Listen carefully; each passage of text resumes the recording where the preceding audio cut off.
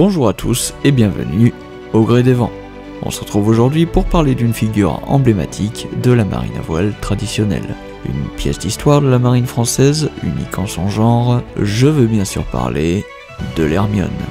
Dans cet épisode, nous verrons son histoire et il sera succédé d'un épisode des actualités de la marine à voile expliquant la situation critique du navire dans le cadre de l'opération Hermione 2024 sur la chaîne.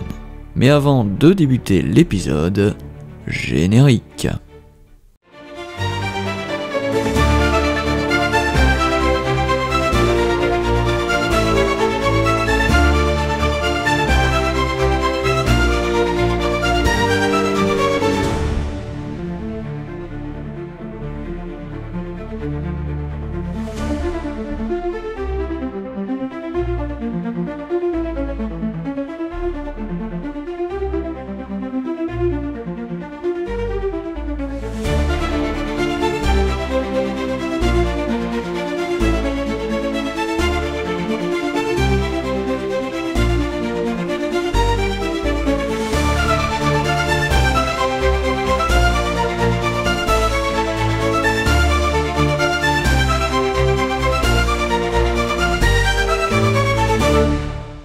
Avant toute chose, il faut bien se dire que notre Hermione ne sort pas de nulle part.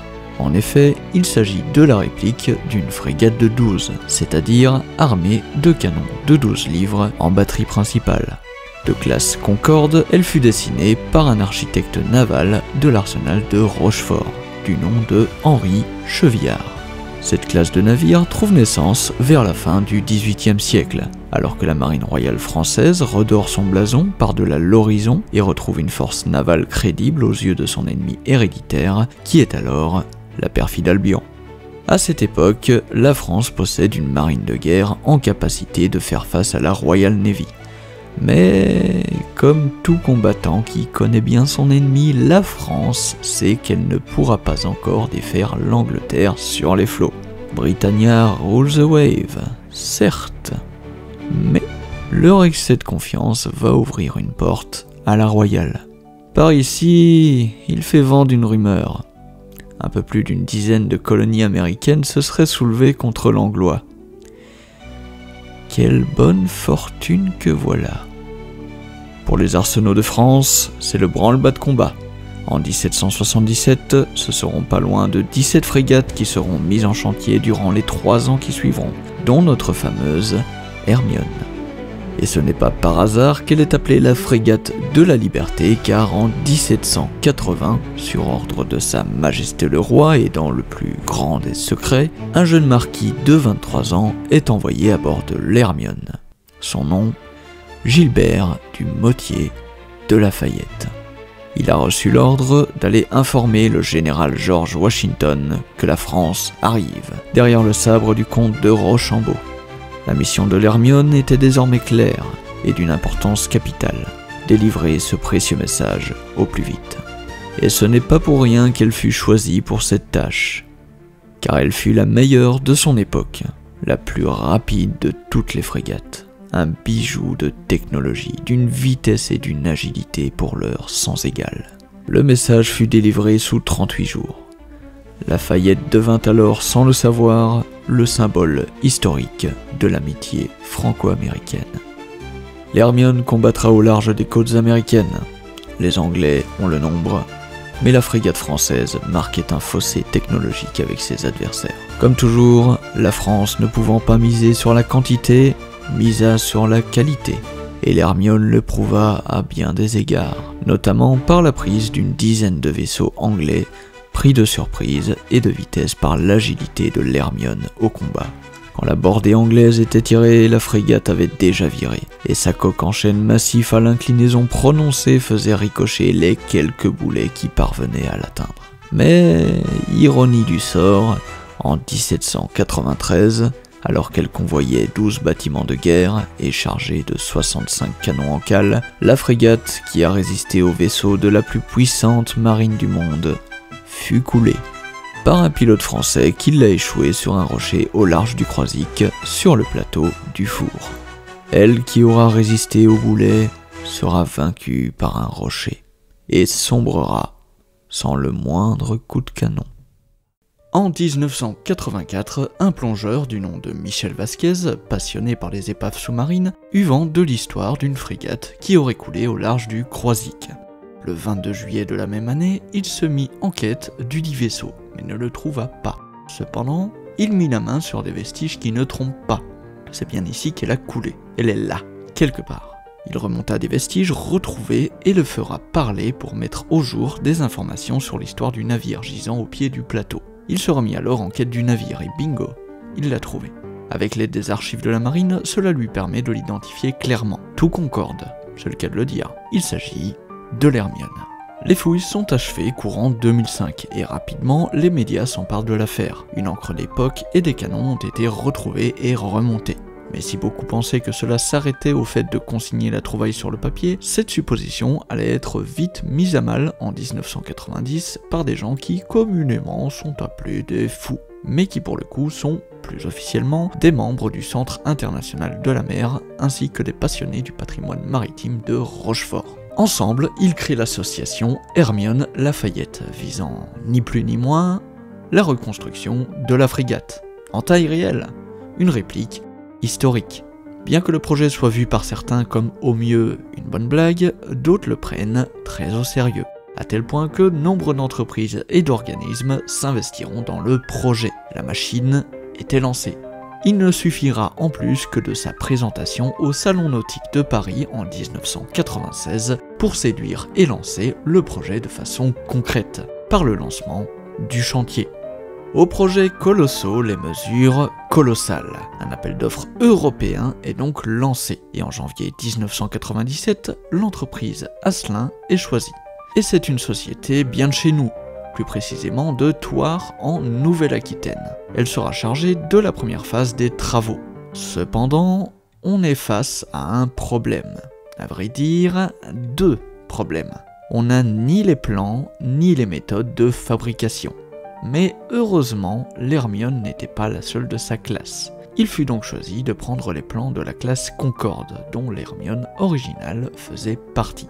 Mais le tout n'était pas simplement de suivre le plan. Quelques modifications ont dû être apportées car à l'époque, les normes de navigation n'étaient pas les mêmes qu'aujourd'hui. Certains détails sauteront aux yeux des spécialistes de la marine à voile de cette époque. Les pièces des bâmas ne sont pas cerclées de fer pour tenir d'une pièce comme à l'époque, mais sont plutôt collées. D'autres détails plus discrets étaient visibles à la construction, comme l'utilisation de boulons plutôt que de chevilles dans l'assemblage des couples et autres pièces de la coque afin d'éviter le risque d'avoir du jeu dans les pièces. Ceux qui ont navigué à bord auront également remarqué qu'une partie du gréement courant a fait la concession à la modernité. Drisse et balancines sont en cordage synthétique, mais le reste du gréement courant est en chanvre et les voiles en lin comme à l'époque. Cependant, le chanvre et le lin sont sujets à la pourriture sur le long terme. Ces matériaux redonnent une dimension historique aux matériaux utilisés, mais au détriment de leur longévité. Et bien évidemment, l'une des dernières concessions à la modernité est la motorisation. Pour le choix du bois, on ne va pas faire les fines bouches, car il va en falloir des pelles. On choisit donc une valeur sûre et disponible en abondance, le chêne. Plus de 2000 chênes seront abattus, débités et envoyés au chantier. Il faudra 3 mois pour fabriquer tous les gabarits au sein d'une immense salle de traçage, la qui, quant à elle, sera posée le 4 juillet 1997, marquant ainsi le tir de départ du projet Hermione. Elle fut rapidement suivie le mois suivant par l'arcasse et les tambours qui constituent l'arrière du squelette, et 2 mois plus tard du tout premier couple, qui bientôt sera suivi des 61 autres couples dans les 22 mois qui suivront. Le 2 août 1999, les 62 couples seront posés. Il faudra attendre le mois de décembre pour que l'étrave soit finalisée, car la tempête Martin qui a ravagé la France n'a pas eu pitié de l'Hermione. Mais heureusement pour elle, seul le chapiteau qui la surplombe se verra détruit. Mais l'Hermione, à l'abri dans sa forme de radeau, fut protégée de la violente tempête. Mais il s'agit d'un mal pour un bien, car en janvier 2000, les chênes qui ont été arrachés par la tempête sont offerts pour le chantier de l'Hermione. Cependant, 2 problèmes se posent. Le premier étant que on ne sélectionne pas n'importe quel arbre. Il doit être prédisposé à ce qu'on veut en faire dans sa courbe naturelle. Et en plus, la plupart étaient trop abîmés pour être utilisés en tant que pièces de charpente maritime. Le mois suivant, c'est au tour de la carlingue d'être posée. Alors non, on ne construit pas un avion, la carlingue, ce sont les pièces de bois qui sont posées sur la base des couples. Et à ce stade, ça marque une étape spéciale. C'est là que, vu de l'extérieur, rien ne semblera avancer, et pour cause. C'est à ce stade que les charpentiers vont être à pied d'œuvre pour réaliser l'intérieur du navire. Aux projets colossaux les mesures colossales, car à un tel niveau, ce n'est pas le rayon de menuiserie du bricot-dépôt qui va suffire. Il va falloir construire sur le chantier une menuiserie et une forge grandeur nature. De mars à mai 2001, on pose les baux, qui sont des poutres de bois latérales qui vont soutenir le futur pont, et le vaigrage qui, comme on l'a vu dans l'épisode du Jean-Bart, est le revêtement intérieur de la coque. En décembre de la même année, ce sont 15 sabords de chaque bord qui ont été percés dans la coque. Et dans une coque en chêne d'une telle épaisseur, autant vous dire que c'est du sport. Nous arrivons en 2002 et tout un chacun est de plus en plus motivé.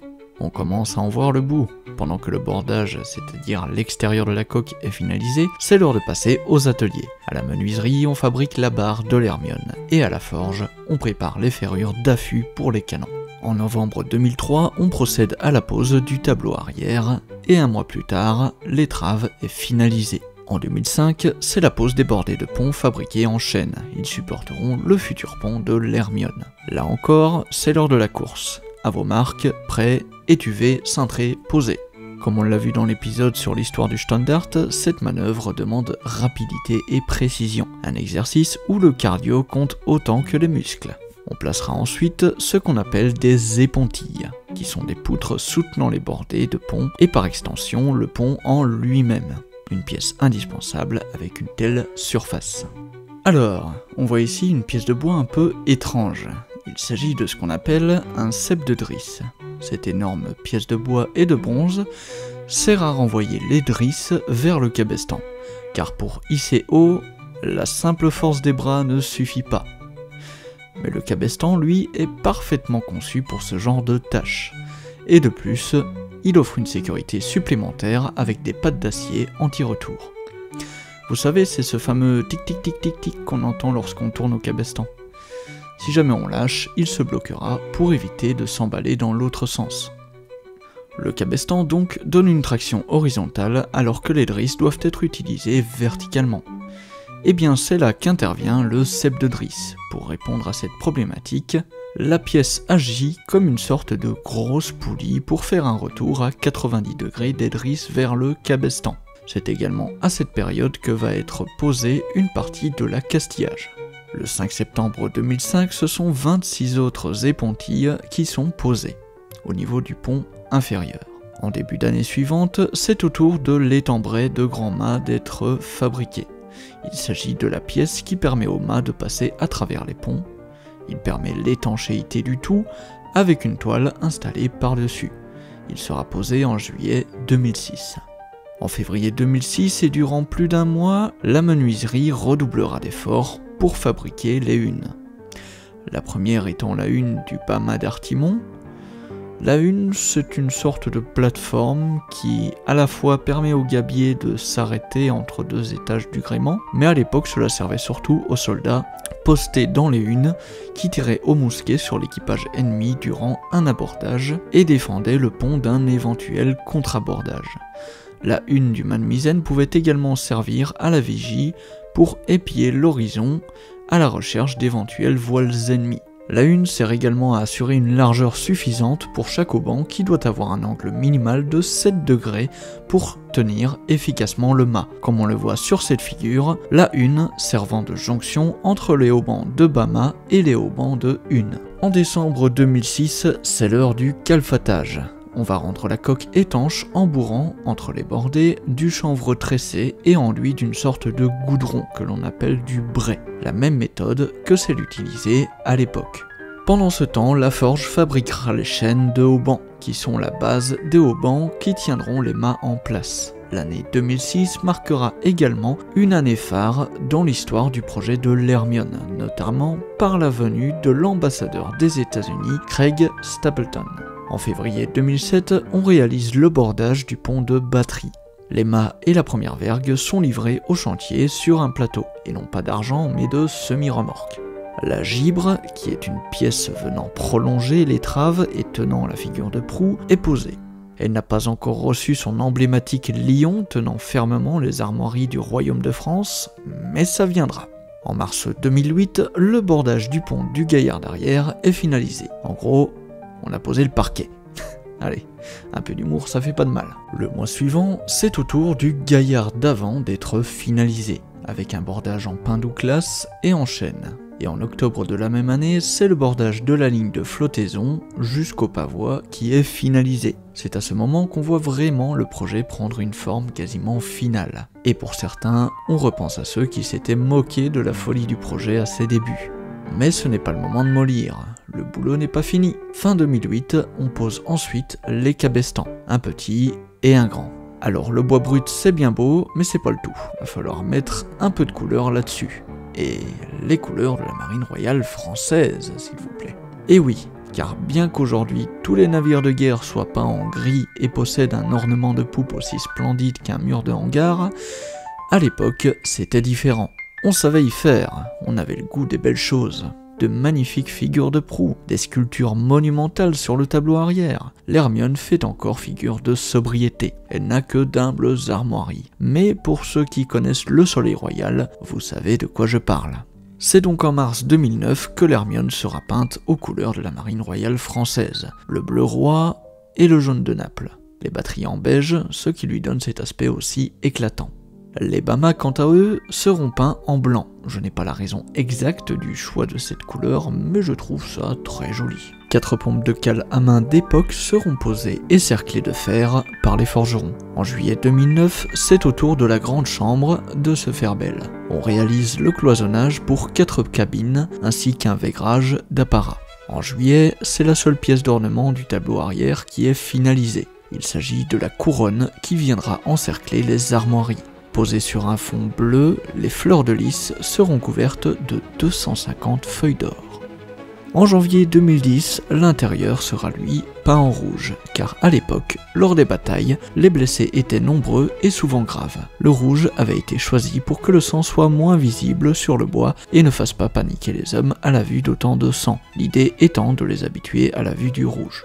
Le mois suivant, le chantier naval Bernard viendra terminer le calfatage de la coque de l'Hermione et terminera le bordage 8 mois plus tard, en octobre 2010, et aura terminé le calfatage de toute la coque en mars 2011. En novembre 2011, c'est le moment de dévoiler la figure de proue, un lion de 3,5 mètres de haut tenant les armoiries du Royaume de France entre ses pattes. C'est en cette même année que seront terminés les travaux de peinture qui auront nécessité pas loin de 2 tonnes de peinture. Un mois plus tard, c'est le fabricant suédois JB Riggers qui est choisi pour construire le gréement de l'Hermione. Dans un même temps, ce sont 25 km de cordage qui sont disposés sur l'Hermione, et c'est également à cette période que seront installés les 2 propulseurs azimutaux électriques. Le même système qui est utilisé sur les remorqueurs portuaires permettant une poussée à 360 degrés, à la seule différence que ceux-ci sont électriques et ceux des remorqueurs sont thermiques. 2012 est l'année qui marque une grande étape dans la construction de l'Hermione, car c'est là que sa coque va être mise à l'eau. Étant préférable que la quille reste dans l'eau et que le pont reste à l'air libre, 220 tonnes de lest en gueuse de fonte et en pavé de granit seront mis à fond de cale, pour assurer la stabilité de la coque et éviter qu'elle nous fasse un vasa. Elle sera mise à l'eau dans la Charente et fera ses premiers nœuds vers la forme de radoux Napoléon III. En avril 2012 sont livrés les Bamas, qui constituent donc la partie basse des mâts. En septembre de la même année, c'est l'instant déco. On installe le mobilier de la grande chambre ainsi que les cabines des officiers. Cela réalisé avec des jeunes lycéens de la région. Un mois plus tard, le mât de Beaupré est posé ainsi que les Bamas de Misaine qui lui est posé avec 14 aubans et 2 étais, ainsi que son plateau de hune, l'ensemble pesant pas loin de 10 tonnes. Désormais, nous avons le navire. Mais qu'est-ce qu'on dit déjà d'un navire sans capitaine? Car là, en l'occurrence, l'Hermione n'aura pas de capitaine. Mais par contre, elle aura un commandant. Son nom, Yann Cariou. Il commandera l'Hermione, notamment pour son voyage vers les États-Unis. Alors l'homme ne sort pas de nulle part, faisant partie des rangs de la marine nationale, il a eu une expérience avancée des navires à phare carré, notamment son commandement à bord du Belém, du Mutin ainsi que de l'Étoile. Un commandant de la Royale, avec une bonne expérience des voiliers traditionnels, autant dire que c'est l'homme rêvé pour le poste. Autant sur le point historique, du fait que ce soit une réplique historique d'un navire de la marine royale, commandé par un homme de la Royale, mais également car son expérience avec les vieux gréements en fait le profil parfait. La pose du gréement complet sera finalisée en juin 2013. Une petite minute. L'Hermione est un navire à voile, certes, mais n'est-elle pas non plus un navire de guerre ? Confirmation sera faite en mai 2014, avec l'installation des canons à bord de l'Hermione. Dans ce même temps seront gréés les 17 voiles donnant une surface de plus de 2000 m² de voilure. 30 km de cordage, 18 pour le gréement courant et 12 pour le gréement dormant. Si vous ne voyez pas de quoi je veux parler, je vous renvoie directement à ma vidéo sur les gréements. Et 800 poulies. C'est également à cette période que seront confectionnés les uniformes historiques de l'équipage. En juin 2014, le dernier canon est livré en grande pompe par une gabarre via la Charente. Pendant ce temps, les 2 ancres massives d'1,7 tonne chacune sont installées à bord de l'Hermione avec 192 mètres de chaîne, soit 7 maillons. En septembre 2014, après 17 ans de chantier, l'Hermione est enfin terminée. Elle peut alors prendre la mer. Elle obtient par là même le label BIP, signifiant qu'il est enregistré en tant que bateau d'intérêt patrimonial. Il est désormais l'heure de faire naviguer cette pièce de plus de 1000 tonnes d'histoire. L'équipage à peine formé à la navigation traditionnelle s'élance dans la Charente, acclamé par une foule et accompagné de nombre d'embarcations en tout genre. Les essais dureront 2 mois et se trouveront concluants, ouvrant ainsi la porte à une nouvelle aventure, le voyage pour les États-Unis. En termes de voyage inaugural, on a rarement fait mieux en termes de réalisme historique, car au printemps 2015, l'Hermione lève l'ancre pour le grand large, cap sur les États-Unis. Sortie des eaux françaises sous la bonne escorte de la frégate Latouche-Tréville, des siècles d'évolution technologique séparent ces 2 navires, et l'on peut remarquer que visuellement, l'évolution n'est pas forcément esthétique. L'Hermione prend le large, mais cette fois, ce sera bien moins dangereux qu'à l'époque. Il y a peu de chances que l'Anglois fasse feu au vu du pavillon français, et que l'Hermione d'aujourd'hui n'aura heureusement pas à utiliser ses canons. Enfin... Alors oui, je sais que le français de l'époque est de nature ardent au fer, mais non, je vous rassure, ce n'est pas un tir de semonce destiné à mettre en garde le destroyer américain. Bien que ça pourrait être drôle. Il s'agit en fait d'un tir de salutation. Il était de coutume, à l'époque, à la rencontre d'un navire allié ou à l'arrivée au port, de tirer un ou plusieurs coups de canon à blanc au coup par coup. Welcomes the Hermione to U.S. waters. It is an honor to cruise alongside your ship and to share the history of our 2 nations. La Hermione is a testament to the Franco-American alliance of our Revolutionary War, an alliance that still stands today. Americans will never forget the first Hermione not only delivered Lafayette, but also a promise of freedom and the spirit of liberty shared by our countries. USS Mitchell, this is the Hermione. Thank you for those kind words. On behalf of Captain Caillou, who is standing next to me, this is one of the humble sailors, American sailors aboard the ship, and I echo your sentiments.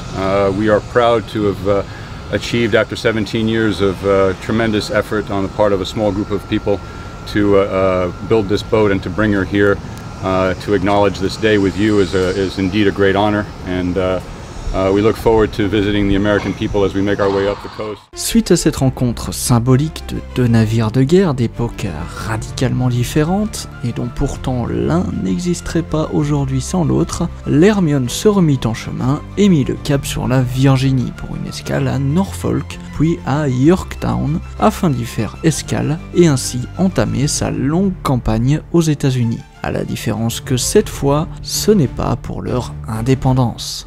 Ah, c'est le moins qu'on puisse dire, oui, c'est un aboutissement et un commencement aussi, en même temps. Donc, c'est le commencement de toute la tournée américaine. Et bon, c'est un moment en plus assez spécial, puisque Yorktown a une signification tout à fait particulière pour les deux pays.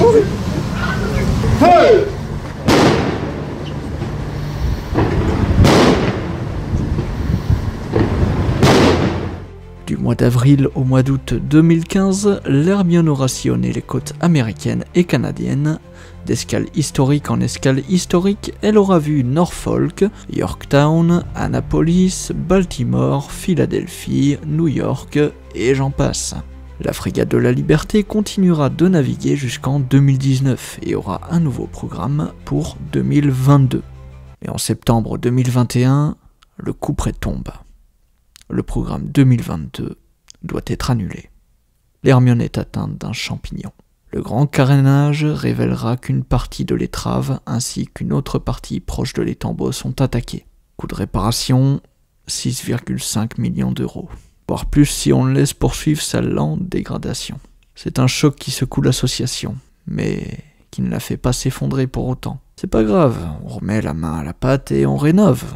On met du cœur à la tâche. Et le chantier avance petit à petit, au rythme des dons et de la capacité matérielle et humaine qui, comme on l'a vu, est largement moindre qu'à l'époque. Si elle pouvait un jour reprendre la mer, ce serait grâce à vous. Vous qui serez le carburant, et les ouvriers du chantier seront le moteur. Dans cette grande entreprise, il est important de s'entraider. Même si l'argent c'est le nerf de la guerre, vous pouvez aussi apporter votre soutien en partageant cette vidéo ou en créant vous-même des vidéos ou des publications qui en parlent. Plus nous ferons de bruit, moins l'Hermione aura de difficultés à trouver des financements. Peut-être la verrons-nous un jour à nouveau filer au portant, au large de nos côtes. Véritable bijou technologique de son époque, elle étonne encore aujourd'hui de par sa vitesse et sa manœuvrabilité. Pour un navire de son tonnage. Pour un 3-mâts de plus de 1000 tonnes, et qui plus est de cette époque de conception, atteindre le record de 15 nœuds à la voile est plutôt exceptionnel. Sa moyenne serait apparemment aux alentours de 11 à 13 nœuds au largue en vitesse de croisière moyenne, qui est plutôt correct. Bien que la réplique puisse ressembler à son ancêtre, la réglementation maritime de notre époque faisant, en tant que navire navigant, elle se doit d'être aux normes modernes. Sous le pont, tout est donc au confort moderne selon la réglementation. Cuisine professionnelle digne d'un restaurant, des sanitaires, des douches, tout ce qu'il faut. Il y a tout le nécessaire pour que le navire puisse évoluer en totale autonomie durant une longue durée. Aménagement nécessaire au voyage de 2015 vers les États-Unis où l'Hermione aura fait battre le pavillon de la France tout au long des côtes américaines. Alors, en ce qui concerne les données techniques, comme d'habitude, on va commencer par la coque. Elle est en chêne, sur les zones les moins épaisses, elle fait 8 cm d'épaisseur. Quant aux parties les plus épaisses, sont aux alentours de 16 cm d'épaisseur, avec une légère inclinaison qui donne encore un peu plus d'épaisseur effective. Il suffisait de se présenter anglais à 45 voire 60 degrés de l'ennemi, en fonction de ce qu'il y avait en face et de la distance à laquelle il était pour faire tout ricocher. Elle alliait donc une bonne résistance à une grande manœuvrabilité et une bonne vitesse. Quand je dis bonne résistance, ça reste à nuancer, quand même. Car comme je disais, ça se joue sur la gestion de l'angle du navire. Si vous êtes parallèle à l'ennemi, vous n'allez pas arrêter grand-chose. Faisant un peu plus de 50 mètres de long sur presque 12 mètres de large et un déplacement annoncé à 1020 tonnes, son secret de vitesse réside en partie dans son frégatage, c'est-à-dire la forme de sa coque, permettant un bon écoulement laminaire, c'est-à-dire que la forme de la carène, donc la partie immergée de la coque, est suffisamment lisse et régulière pour ne pas créer de perturbations dans l'écoulement de l'eau sur tout son long, qui freinerait le navire. Regardez par exemple l'étrave de l'Hermione en cale sèche. Il n'y a aucun angle brut, la proue vient parfaitement épouser l'étrave. Contrairement par exemple à des vaisseaux plus lourds comme par exemple ici l'étrave du Victory. Vous le voyez, la forme de la proue forme un bulbe, un angle plutôt obtus qui n'épouse pas du tout l'étrave, ce qui fait un peu comme l'effet d'un mur qui freine le navire et augmente partiellement sa dérive. Au niveau de sa motorisation, l'Hermione est propulsée par deux pods de 400 chevaux, qui sont des propulseurs azimutaux. les mêmes dont sont équipés les remorqueurs portuaires, à la différence que ceux-ci sont électriques. Ensuite, vu que c'était un navire conçu pour porter les arguments du roi dans le tableau arrière des vaisseaux de la perfide Albion, en termes plus clairs, un navire de guerre, on va désormais parler de son armement. L'Hermione est ce qu'on appelle une frégate de 12, le 12 signifiant le plus gros calibre qu'elle embarque, c'est-à-dire des canons de 12 livres, ce qui correspond en unité actuelle à un canon de 120 mm. Il envoie un boulet de 6 kg à 500 mètres par seconde. Autant te dire, si tu te le prends dans les dents, ça te servira à rien d'aller voir le dentiste. À l'impact, il exerce une pression de près de 4 tonnes au centimètre carré. En kilojoules, on est environ à 750 kilojoules. Donc en termes clairs, ça a beau dater de 400 ans, ça reste quand même ultra violent. Elle est donc dotée de 22 pièces de 12 livres en batterie principale, fonctionnelle, et 6 pièces de 6 livres sur le pont supérieur qui ne peuvent pas tirer. A noter que l'Hermione originale était armée de 28 pièces de 12 et 8 pièces de 6. La différence est due au fait que la réplique de l'Hermione a bien les 28 à bord, mais il lui manque 6 canons. Certainement car il s'agit des lieux de vie, ou en tout cas d'endroits où il y a besoin d'espace libre. En tout cas, je suppose. Quant à la batterie supérieure de 6 livres, le manque de 2 canons est simple. La frégate était à l'époque dotée de 2 canons de poupe, aussi appelés pièces de retraite. D'où les 6 canons au lieu des 8 historiques. Pour continuer sur ce qui concerne la coque, sa peinture est fidèle à celle de la marine royale française. Bleu roi, jaune de Naples, une coque noire surplombée de beige, au niveau du pont de batterie, les bâmas et la carène en blanc, et l'intérieur de la coque en rouge. Le rouge étant choisi, selon ce que j'ai pu entendre, pour que le sang ne soit pas trop visible.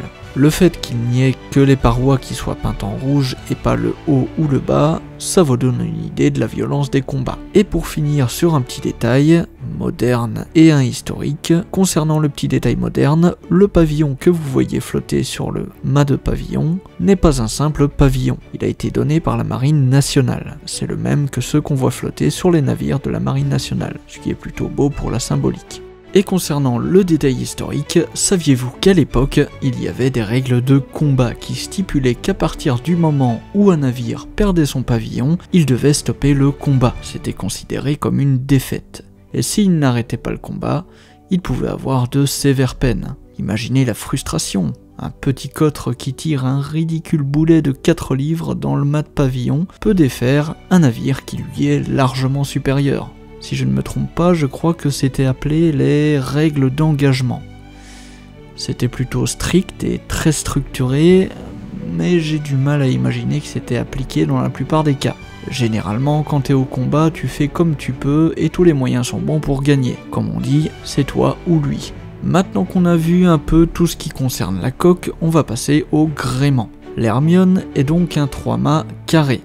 Pareil, si vous voulez en savoir plus sur les dénominations des gréements, je vous renvoie à la vidéo de vulgarisation que j'ai faite sur les gréements. Sa surface totale de voilure est de 2070 mètres carrés et 2383 mètres carrés si on compte les bonnettes et les 2 voiles d'été supplémentaires. En ce qui concerne leur composition, a priori elles sont en lin, même si certaines sources parlent de textiles synthétiques. Car le lin a une forte tendance à se dégrader rapidement, comme on l'a vu dans la vidéo du Jean-Bart. Son tirant d'air, donc sa hauteur au-dessus du niveau de l'eau, est de 46 mètres, pour une envergure de 23 mètres pour la grande vergue. Les cordages sont en chanvre naturel, plus précisément du chanvre de manille, en fibre d'abaca, sauf les drisses et les suspentes de vergue qui sont en fibre de polytex, pour des raisons de sécurité. Voilà, c'est tout pour la partie technique, je ne pense avoir rien oublié.